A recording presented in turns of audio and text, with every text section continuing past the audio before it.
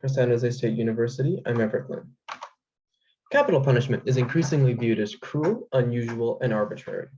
Executions are gruesome, and attempts to humanize state-sponsored murder are inherently futile. I recently spoke with former member of California Assembly, Fred Keeley, who told me a story about what he did whenever bills related to the death penalty came up.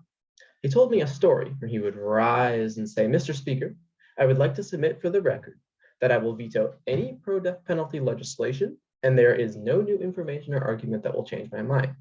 He said this was because he believed that the state had no right to execute their prisoners and that the death penalty is unquestionably cruel and unusual. I recently echoed this sentiment by writing California Governor Gavin Newsom, member of State Senate Jon Laird, and US Congressman Jimmy Panetta, imploring them to craft legislation that bans and supports a ban on the death penalty. Our arguments, Keeley's and I, go against the United States Supreme Court and their past rulings. For example, Glossop v. Gross found that the usage of questionable drugs such as midazolam in their lethal injection did not cause pain out of line with what was expected from executions. The verdict was far from unanimous, of course, with Justice Sonia Sotomayor famously noting that the plaintiffs are exposed to what may well be the chemical equivalent of being burned at the stake. California agrees with Sotomayor, which influenced Governor Newsom to place a moratorium, a hold, if you will, on executions. This moratorium is not permanent. It is time that California constructs legislation to permanently ban executions in the state. Past legislation, however, in 2016, we had Proposition 62 and 66 that showed that Californians actually favor the death penalty and in fact wanted to speed up the appeals process to make the executions happen quicker. Of course, doing so would be inhumane, but I took my argument a step further. In my letters, I proposed legislation that looks beyond what is in line with the death penalty to disagree with the notion that there is any possibility of a death penalty free from cruelty and unusuality, and by educating voters on this, we can craft legislation that will successfully convince voters to ban the death penalty.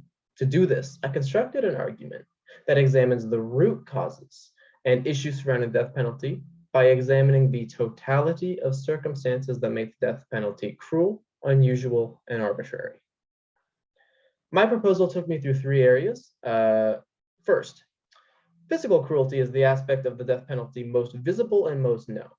Michael Radlett from the University of Colorado Boulder has compiled the list of all botched executions, finding that every modern method of execution, from hanging to electric chair to the gas chamber and more recently lethal injection, all lead to botched executions. In the case of the lethal injection, some of the botches would have constituted medical malpractice.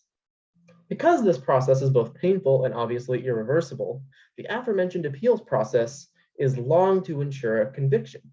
During this appeals process, death row inmates are locked in solitary confinement, forced to anticipate their future execution while never knowing when their last day will be, constituting nothing less than psychological cruelty.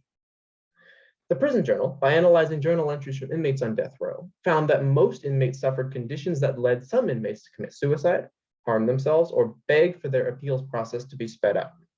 But we cannot speed up this appeals process so long as the result of speeding up that appeals process is a human losing their life. The physical and psychological agony is applied arbitrarily, and as the ACLU notes, so unfairly that race, socioeconomic status, and what county you live in play a larger role than what the crime actually was. When examining these three issues together, the totality of circumstances around death penalty sentences, the cruel and unusual nature becomes obvious. This new legislation that would examine the bigger picture would challenge any past Supreme Court ruling saying the death penalty is free from cruel and unusual punishment by taking in the larger circumstances, the larger picture, beyond the day of execution into the larger mind of the death row inmate suffering psychological torture as well as the physical pain. It would take voters beyond this day of execution and into the decades-long process from sentence until death. This sentence is fraught with unimaginable psychological anguish comparable to no crime. There's truly no argument that the death penalty can be anything but cruel, unusual, and as voters will see, unwelcome in civilized society. I have reflected this in my letters to all three members of the California government. And I hope they will take this to heart, examine the totality of circumstances, and make a move that will permanently ban the death penalty in California. Once again, I'm Everett Glynn for San Jose State University. Thank you for your time.